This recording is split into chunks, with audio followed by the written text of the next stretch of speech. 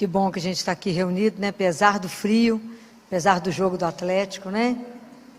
Vendo, o trânsito ficou insuportável. Não comigo, o pessoal chegou atrasado do consultório. Doutor, o trânsito está ruim. Leva o jogo, que atrasa.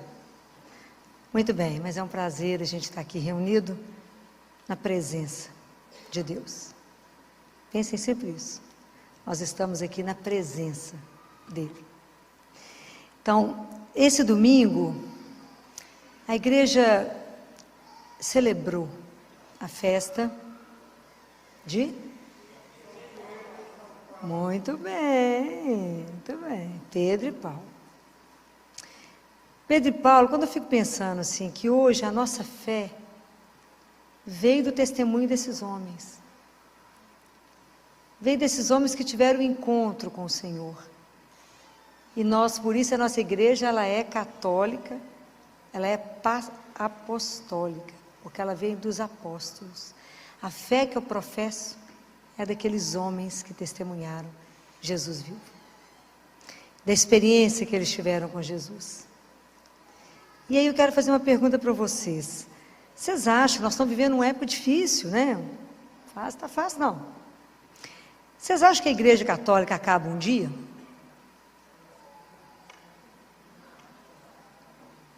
Tem dúvida, gente? Tem que ter firmeza. Por que que não? Por que que ela não vai acabar? Por que que ela não vai acabar? Porque quem disse que não vai acabar? Jesus. Aonde? Mateus 16. E ele fala, Mateus capítulo 16, versículo 18, ele fala: Tu és Pedro, e sobre essa pedra edificarei a minha igreja, e as portas do inferno nunca prevalecerão contra ela. Nossa Senhora disse naquele livro, Os Sacerdotes, os Filhos Prediletos de Maria: Satanás é incansável para poder tentar armar contra nós, mas Deus é mais incansável em nos proteger contra ele. Então a nossa segurança está em quem? Nele.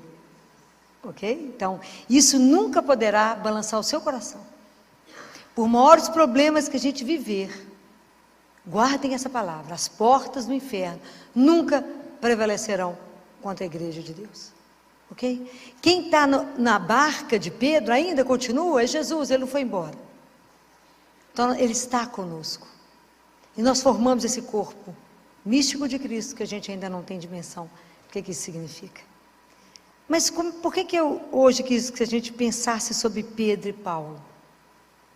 Porque é a nossa história de conversão.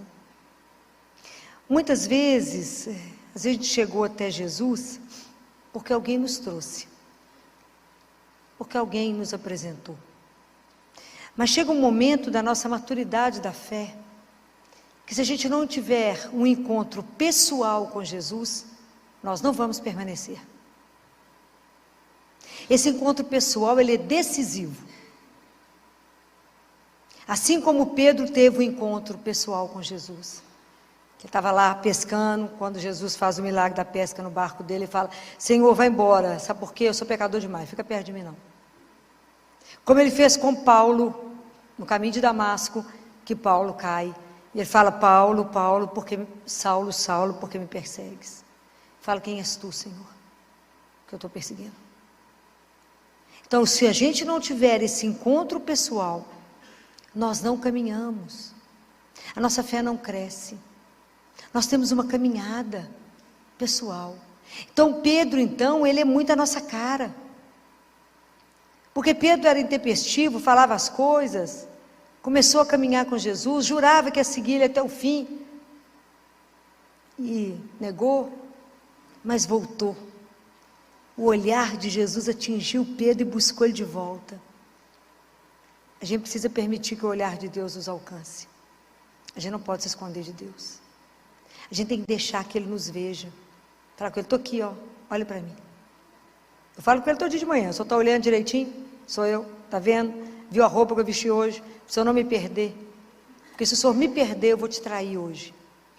Não me perca, para que eu não te traia. Que eu não presto. Então fica de olho.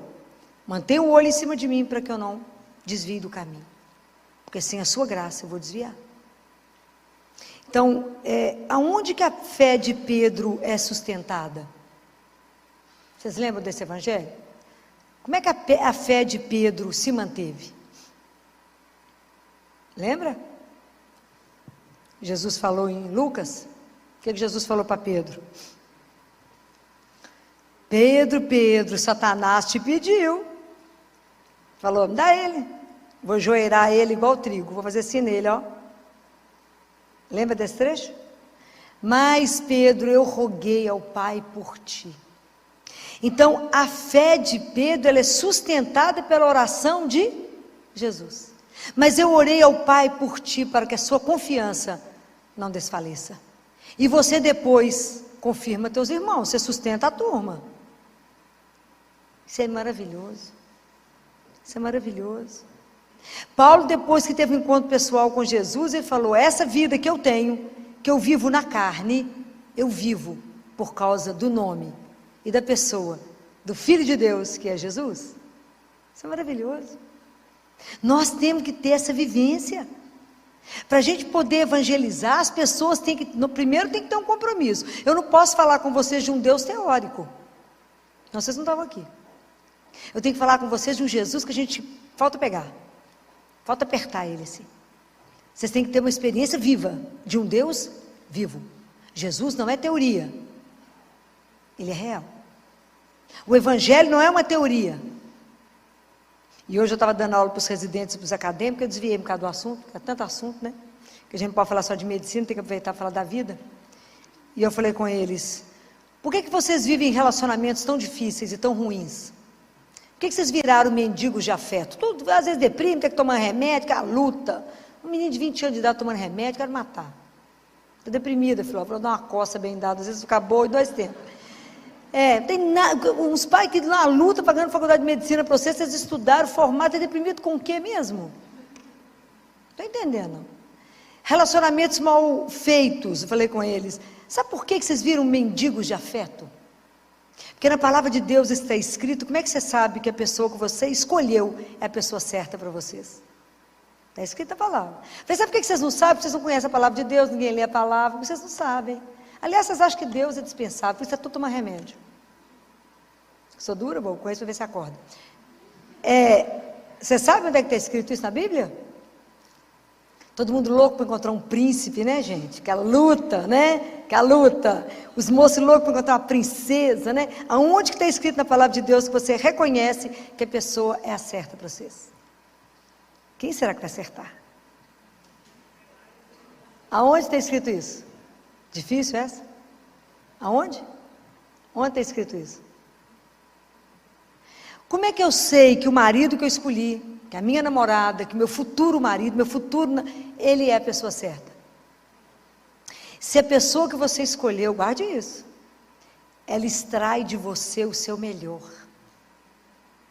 Porque tem relacionamentos que é para te destruir. Você põe a cabeça para fora e a pessoa puxa o seu pé. Você fala, quero fazer isso, figura acomodada. Fala, que chatice, por que você quer ir lá, minha filha? Não te deixa crescer, vai cortando suas asas. E acha que manda no ser. Então, é um relacionamento perfeito. Para matar um ao outro. É verdade. Estou falando mentira? Estou não, porque a mulher, no início vai aceitando, tadinho, mas ele é tão lindo. Jesus fala, fica com ele não, minha filha. Jesus, você não viu a covinha dele? Ele fala que eu estou vendo uma cova mais funda ali na frente. Eu falo isso de brincadeira, mas isso é sério, isso é seríssimo. Isso é seríssimo.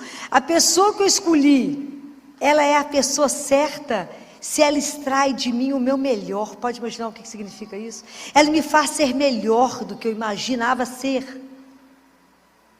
É isso. É isso que uma mãe e um pai faz quando vê um filho. Que ele não nasce perfeito, não nasce bom. Ela olha e fala, nada, esse menino é melhor do que imagina. Porque ela extrai o melhor. Então é aquele que me extrai, está escrito em Cântico dos Cânticos. O meu amado é aquele que extrai de mim o meu melhor. Então por isso vocês avaliam os relacionamentos, como é que estão? Está tudo beleza, continua. Se não, dá uma pensadinha. Pergunta para o chefe, se é mesmo. Mas toma coragem de perguntar. Afinal, vou perguntar isso para ele de jeito nenhum. Vai que tem uma ideia contrária, né? Bobagem. Vamos levando, né? Vamos remando, mas não é assim não. Então, brincadeiras à parte, né? Para descontrair. Mas é isso, né? Da mesma forma como eu sei que aquilo que é o melhor, porque o Evangelho não é teoria, a Bíblia não é uma teoria. Tudo que você precisar está aqui. Só ter tempo de ler. Pensar, meditar, se alimentar. É isso. Quando Jesus fala para Pedro, tu és pedra, eu queria que essa frase hoje ressoasse no coração de vocês. Vocês vão, toda vez, já falei com vocês, toda vez que vocês escutarem um nome no Novo Testamento, coloque o seu. Filó, tu és rocha. E é nessa rocha, na rocha do seu coração, que eu quero edificar a minha morada. Com eu, o Pai e o Espírito Santo. Eu quero que a Trindade venha fazer morada em você. Eu quero que vocês guardem essa frase para que isso vá ressoando na vida de vocês. Nós temos que desejar e fazer de tudo para que a gente seja morada de Deus. A morada da Santíssima Trindade. Já falei isso com vocês outro dia. Quem expulsa Deus de nós é quem? O pecado. Quando a gente peca, você fala com ele, tchau. Ok? Porque a gente precisa voltar à confissão. Mas aquilo que eu disse para vocês, essa experiência de ver Deus, de tocar Ele, a experiência pessoal que te sustenta, é só vocês lembrarem de um caso que eu já contei. Lembra do cachorro correndo atrás da lebre? Quem lembra que eu já falei disso? Ninguém? Que bom, só porque é bom que a gente conta de novo, né? Já que ninguém lembra, né? Porque a nossa fé é assim, passa uma lebre, o cachorro sai correndo atrás, latindo, porque ele quer pegar a lebre.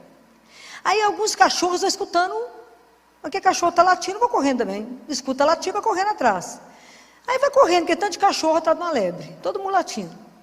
De repente um cachorro fala assim, mas para que nós estamos correndo? Atrás de quem nós estamos correndo? Não estou enxergando nada. Então só permanece aquele que vê a lebre. A nossa fé, nós só vamos manter no nosso caminho se os nossos olhos estiverem fixos em quem? Em Jesus. Se vocês perderem Ele de vista, a fé de vocês cai. Quando Pedro falou com ele, Jesus, deixa eu andar sobre a água, é o Senhor mesmo, deixa eu ir. Ele falou, vem meu filho, vem cá Pedro, firme. Pedro foi, enquanto ele olhava para Jesus, a hora que o vento bateu, o que ele fez? Afundou. Ele tirou o olho de Jesus, afundou. E é assim a gente na vida. Quando a vida bate, quando o vento sopra, se eu tirar os olhos dele, eu afogo, eu afundo. Então isso é uma experiência, para que eu possa viver uma experiência forte de Deus na minha vida, que vai ser decisivo, que eu viva uma vida de uma fé madura, e não uma fé que a onda bate eu vou, a onda vai e eu volto, para que eu possa crescer na minha fé com Deus. Imagina até eu poder dizer igual Pedro disse, igual Paulo disse, não sou eu que vivo, é Deus que vive em mim. Essa vida aqui eu vivo por causa dele. Vocês imaginam? Tem um chão. Tem um chão. A fé, gente, ela é um caminho, não é um pódio, não, que eu subi e venci, não. É um caminho, porque nós somos nômades, nós somos peregrinos. Todo dia que a gente está vivendo, falta menos um para voltar para casa. Só que a gente não pensa nisso. Falta menos um. Então, por isso que a gente tem que estar atento ao que Deus quer que eu faça agora, hoje. Porque para amar e servir, eu só tenho agora.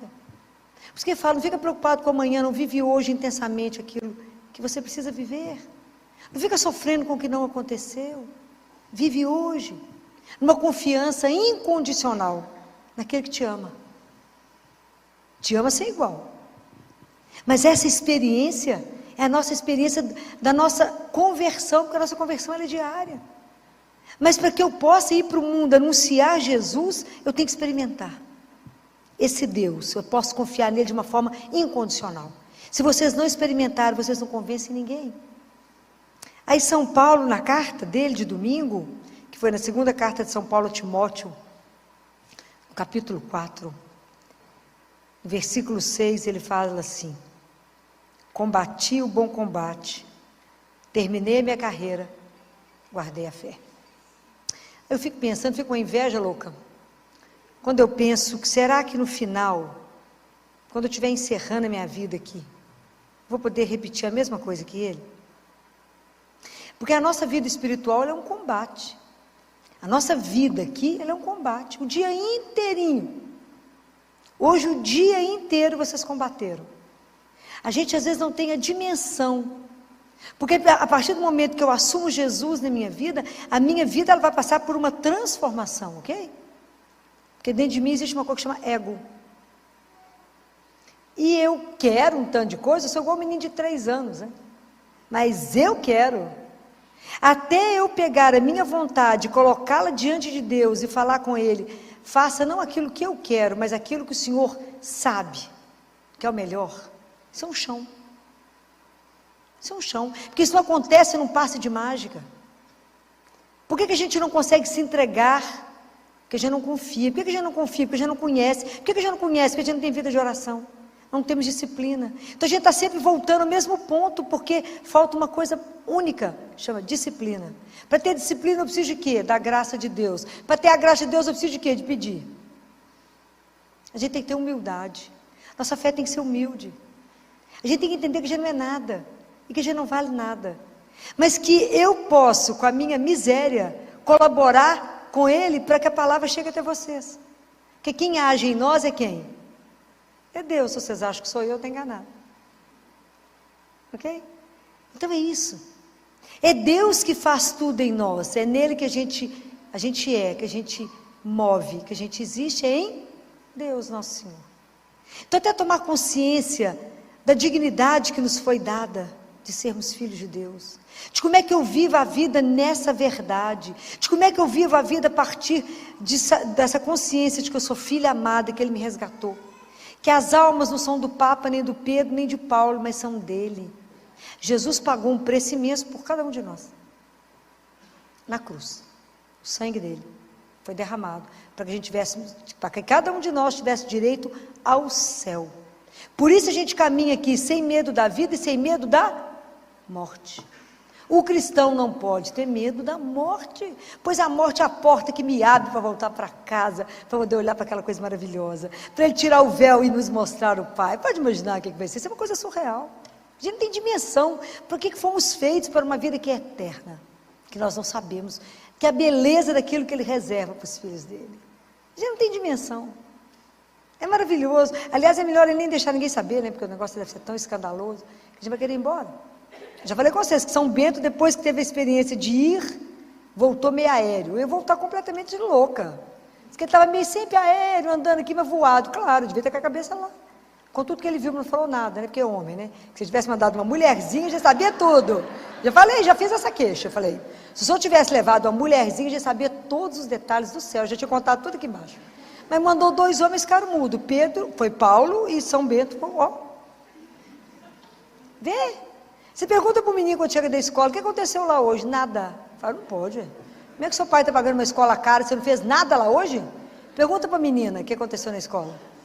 Até a cor do batom da professora você sabe. Deus é porque não sabe do detalhe. Levou os homens, não levou as mulheres. Que a gente ia saber todos os detalhes, os últimos modelitos do céu, tudo a gente ia saber, mas é que não sabemos nada. Deixa a gente só na curiosidade. Então, quando eu penso isso, que quando Deus me coloca na minha profissão, você na sua, seja naquilo que Deus te colocou, nós temos que ter o compromisso cristão. Então, cada um de nós tem que ser o melhor profissional que alguém pode encontrar. Eu faço bolo. O seu bolo tem que ser o melhor bolo do mundo. Eu tenho que pôr todo o amor ali. Eu tenho que fazer aquilo que Ele me deu para fazer com o melhor. Qual que é a marca do cristão? Que eu vou continuar insistindo com vocês. Tem 2 coisas que as pessoas têm que olhar para nós, e sem a gente abrir a boca, elas têm que reconhecer que a gente pertence a Deus. Alegria. Cristão triste ninguém merece, né, gente? Não está com Deus, está com outra coisa. E a outra? Qual a outra marca que nós carregamos?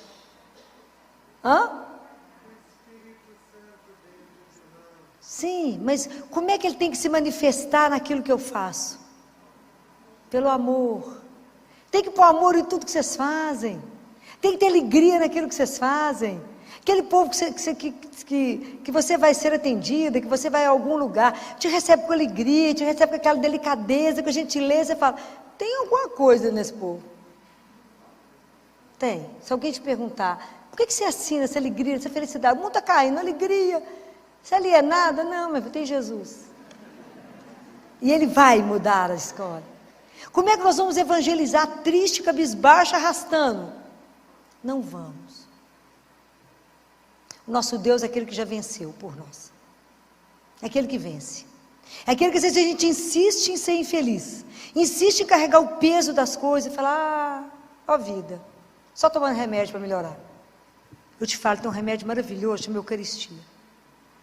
A oportunidade que eu tenho de encontrar com Deus vivo. É Deus que me escuta, isso não é uma ilusão. O encontro com Jesus vivo, ele é real. Quando eu comungo, eu não toco na orla do manto dele, eu recebo ele inteiro. Corpo, sangue, alma e divindade. É para morrer de chorar. Tem alguma coisa te entristecendo? Vá no Santíssimo. Tem alguma coisa te alegrando? Vá no Santíssimo. Tem alguma preocupação? Vá até ele. Tudo que vocês têm que tomar uma decisão, vá até ele. Porque ele está ali, vive em pessoa. Se a gente descobrir isso de verdade, isso aqui vai ter uma fila, ninguém chega. Você passa a vida aqui na fila, esperando a hora, uma oportunidade de ele conversar com ele. Mas ele é tão maravilhoso que ele se esconde. Que a gente não ia dar conta de ver. Ele se esconde, para que a gente possa chegar até ele. Então, quando eu vejo da vida de Paulo, falo, será que eu vou guardar minha fé até o fim? Quando Jesus falava na Bíblia, fala, será que quando eu voltar eu vou encontrar fé no mundo? Ele pergunta. Então eu falei com ele, bem que você está esperto mesmo, porque tem hora que eu acho que até não, amigo. Campanha contra você é pesada, bem pesada. Contra a família, contra a dignidade daquilo que você é, porque é melhor você não saber o que você é. Então os meninos estão todos confusos, sofrendo. Família é bobagem, Deus é uma ilusão. Então se nós que cremos, não vivermos uma vida cravado aqui, mas com todos os valores que a gente crê, como é que nós vamos testemunhar? Como é que nós vamos afirmar que nós descendemos de Pedro e de Paulo? Esse povo que aceitou o martírio, esse povo que viveu numa alegria louca. São Lucas, um pouquinho antes de salvar o filho de um alto cargo, de um funcionário de Roma, ele estava preso, Lucas. Vivia conversando com Paulo, eles deixaram entrar, porque afinal de contas ele vai conversar com esse homem preso, que não tem nada, uma roupa rasgada. Era Lucas anotando tudo que Paulo falava, tanto que Atos dos Apóstolos, quem escreveu foi Lucas. Lucas escrevendo. Lucas foi preso, falou, amanhã vocês vão ser julgados lá, ó, para os leões. Antes da menina estava morrendo, buscar Lucas, o pai dela buscar Lucas, Lucas conversava com o povo assim, não, vocês não preocupam não, inclusive com criança. Na hora que eles nos julgarem nos leões, vai doer um pouquinho, só no primeiro momento, só um pouquinho, só na primeira dentada, mas depois vai ser uma festa, nós vamos voltar para casa. Era assim que esse povo carregava o martírio, eles entravam na arena cantando, mas porque tinham feito a experiência de um Deus vivo. A nossa fé ela não pode ser mais ou menos, a nossa fé ela tem que estar alicerçada em Deus, naquele que não decepciona, naquele que não falha. Então nós temos que dar testemunho disso. Na hora que a situação está invertida, vocês têm que estar sustentando que Deus é Deus. Nós somos filhos amados. Então eu tenho que combater o mal que existe em mim. Fala, meu Deus, há tanto mal em mim, tira. Por isso que eu falo, pelo sinal da Santa Cruz, livrai-nos, Deus, nosso Senhor, dos nossos inimigos. Quais são esses inimigos? É o que está dentro de mim, o que eu penso, o que eu sinto, o que eu falo. Está aqui em mim. O que Jesus falou? O mal não é o que entra, o que sai do coração. Porque é no seu coração que você prepara adultério, os roubos, as mentiras, as confusões, está dentro de você. Por isso a gente reza tanto e pede, Senhor, tem que travar esse combate comigo. Tira de mim aquilo que não presta. Todo dia eu falo isso com ele. Tira aquilo que só bate o olho e fala, não está bom não, tira. Tira aquilo que impede que o Senhor se manifeste. Tira aquilo, Senhor, que está tanto obstáculo, a manifestação da sua graça na minha vida. Que de verdade, Senhor, que alguém que se entrega ao Senhor só possa fazer o que o Senhor quiser. Não deixa eu fazer obstáculo àquilo que o Senhor quer fazer na minha vida. Não me impeça, não me permita, Senhor, te impedir de fazer aquilo que o Senhor quer. É assim, mas vocês têm que ter esse encontro, e isso tem que ser repetido. Eu tenho que desejá-lo, eu tenho que querê-lo. Porque Jesus é uma coisa tão delicada, ele é tão doce, mas ele é tão doce que ele me impressiona na doçura dele. Que por mais que ele esteja conosco, se você não convidar, se você não pedir opinião, toda hora ele não fala. Mas se ele te pede uma opinião, se você pede, fala com ele, o Senhor me ilumina nisso aqui, é agora. Ele é rápido. Isso me deixa encantada. Eu falo com ele, tantos anos eu convivo com o Senhor, eu tenho que estar sempre relembrando que eu tenho que sempre te convidar para tudo. Convidem. E a experiência é espetacular, é de chorar. É de chorar. Como é que ele se manifesta de uma forma tão doce? E como é que ele vai te ajudar a ser a extensão da misericórdia dele? Como é que ele vai te ajudar a ser aquele que vai aliviar o outro? A acalentar, a confortar, a alimentar. Porque a gente alimenta não é só de comida, mas da palavra, da presença, de um abraço. Porque é assim que nós vamos levar Jesus. É o reino dele precisa chegar. Esse reino de amor e de justiça que ele quer para todos. Porque eu já falei isso com vocês mais de uma vez. Jesus e o nosso Pai não nos ama fracionado. Cada um de nós é o filho mais amado que ele tem. É verdade. Cada um de nós. Nós temos que nos tomar consciência disso. E estar à disposição dele. Falar, Senhor, conta com a minha miséria. Onde você precisar de mim, eu estou na área. Fala comigo, vai ali, vou sim, Senhor, vai, volta aqui, volto. Mas que eu possa levar o seu santo nome. Que eu possa ajudar as pessoas a serem evangelizadas. Ajudá-las a ter uma experiência real, mas me faça ter. Experimentem na hora que vocês forem comungar. Saber, para por um minuto. Não fica no automático, não. Não viva a vida de vocês no automático. A experiência com Jesus, ela é única a cada dia. A cada minuto que vocês chamam por Ele. Essa presença de um Deus à nossa disposição me deixa... Aquilo que São Paulo fala, o seu amor me constrange. O amor de Deus é tanto que nos constrange. Chama por Ele, e Ele fala o que foi. Aprenda a silenciar. Aprenda a treinar o seu ouvido para ouvir o coração dele que bate.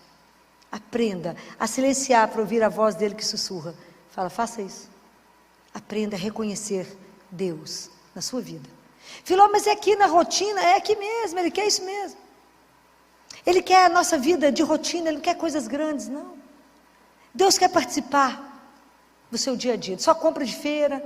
Já chamou ele para ir no supermercado? Chama ele. Fala, vem cá, se eu conhecer uma coisa bacana. Vamos ali, na sua época não tinha essas coisas bacanas, vamos ali. Chama ele para ir nas coisas. Deixa ele ser seu amigo, companheiro, o seu grande amor, o Senhor. Deixa ele ser. Compreenda que você vive por causa dele. E começa a prestar atenção que como é que cada atitude que você vive e toma é por ele. Fala com ele, Senhor, vai me ajudando a vencer o meu egoísmo. Vai me ajudando a ser obediente, mas com uma consciência, Senhor. Aquilo que Deus Pai fala para Catarina de Siena. Catarina, a obediência abre a porta do céu, mas ela não entra no céu, Catarina. Olha o que Deus Pai fala. A obediência abre a porta, mas a única coisa que entra no céu chama caridade. Você orientando. O livro da Catarina de Siena, Diálogo, eu vou ler nos pedaços, porque ele é pesado demais, né? Tem essas frases, a gente pensa um mês, depois volta e pega outra frase, né? Que é Deus Pai ensinando. Então eu tenho que pedir a Ele, inflama no meu coração a sua caridade. Me ajuda, Senhor, a viver os seus sentimentos aqui. Me ajuda, vai me transformando no outro Cristo. É assim. Para isso eu nasci, para vos amar e vos servir. Quem que foi a pessoa por excelência que amou Jesus e o serviu? Quem foi por excelência que amou e serviu Jesus? Quem por excelência? Maria. Existiu alguém que amou ele mais? E o serviu com toda a vida e todo o coração? Existiu alguém que sofreu mais com ele do que ela? Ninguém. Ninguém. Imagina quando ela recebeu o convite do anjo. Ela era uma menina profunda conhecedora da palavra, porque ela foi criada no templo. Ela foi orientada pelos sacerdotes. Vocês sabem a história da escolha de José, não sabem? Todo mundo sabe? Não? Não sabem? A gente fica achando que São José era um velhinho, né? Ele era um espetáculo, minha filha. Você acha que Deus vai escolher trem mal acabado, gente? Presta atenção. Vocês podem imaginar a beleza de Maria? Deve ser uma coisa louca. São José também fica atrás, não. Devia ser aquele espetáculo, né? Eu falo com essa adolescente, Titi Filó, os meninos da minha sala é tudo feio. Falei, porque por enquanto é um frango desossado, né? Porque é adolescente. Mas anota o nome que vai virar um galo espetacular. Anota o nome, entendeu? Vai anotando o endereço, fica de olho, porque esse negócio vai virar um galo. Por enquanto é um frango desossado, né? Mas é linda a história, né? Nossa Senhora foi criada no templo a partir de 3 aninhos de idade. Ela foi levada no templo. Então, por isso, Nossa Senhora conhecia tudo da palavra. Veja o Magnífica que ela canta. Ela conhecia tudo.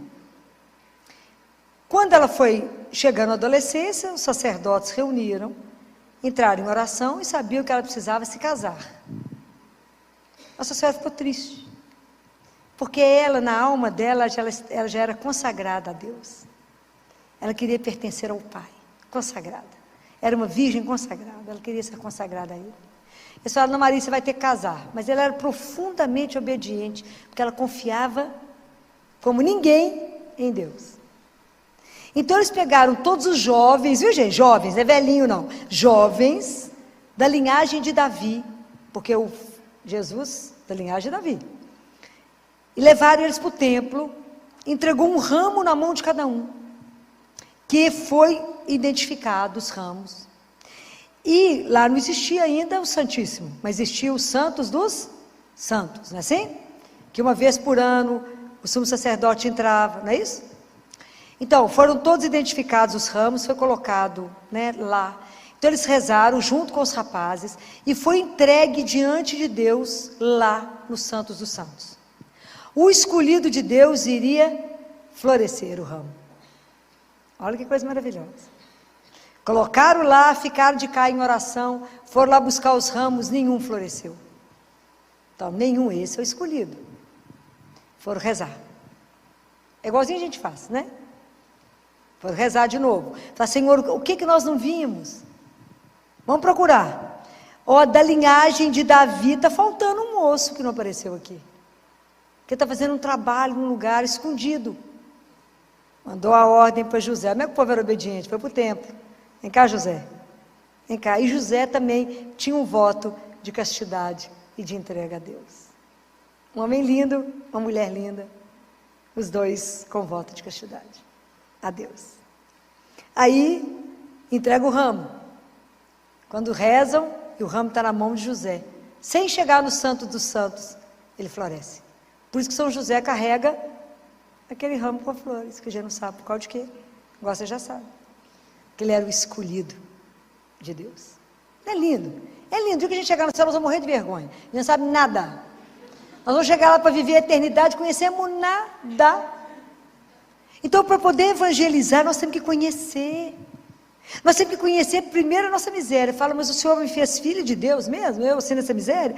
É. Você tem uma herança eterna, sim. De um rei, sim.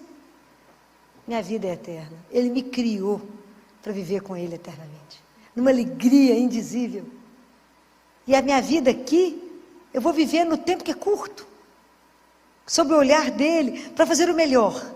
Nós temos que fazer o melhor que Deus nos dá. A nossa profissão, nós temos que ser impecável. Nós temos que fazer tudo de melhor.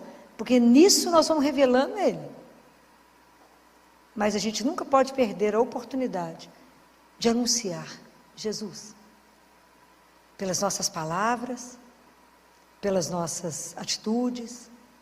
Porque a minha fé, para poder saber como é que está aí na minha caminhada de fé, eu tenho que avaliar as minhas atitudes. As minhas atitudes, elas são coerentes com aquilo que eu falo. Senão, tem que começar a minha conversão de novo. Se eu prego uma coisa e eu não vivo aquilo que eu falo, tem uma coisa errada. Eu não me converti. Eu converti do lábio. Não, Filó, eu rezei, mas por que está nesse nervo, minha filha?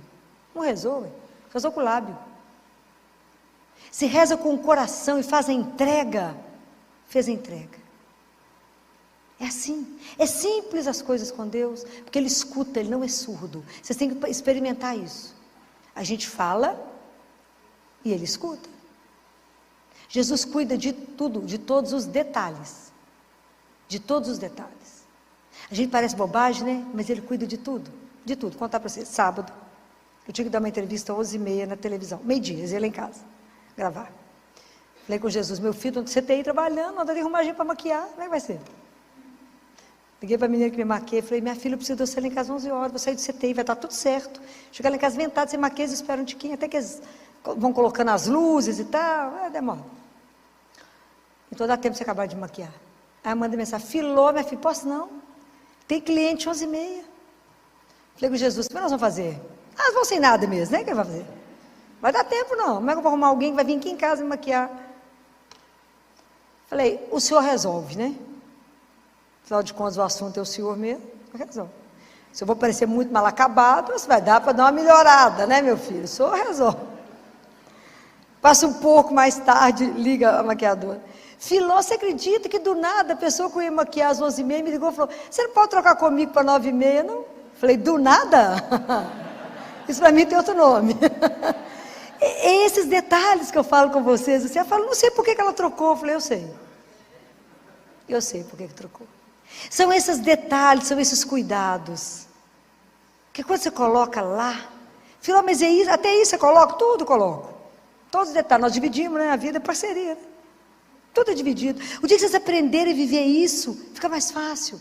Fica mais leve, vocês verão que Ele de verdade, Ele cuida de cada detalhe que você fala. Não é possível que Ele prestou atenção nisso. Prestou. Por quê? Já falei com vocês. Por quê? Porque Ele te ama.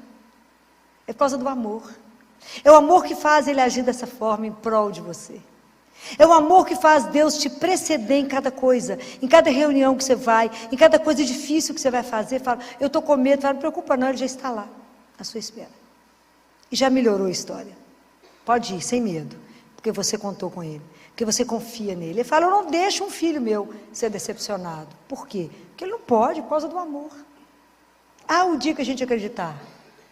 Há o dia que a gente viver como filho dele, na alegria de acordar a cada dia com decisão, de pular da cama e falar, a seu dispor, para isso levantei.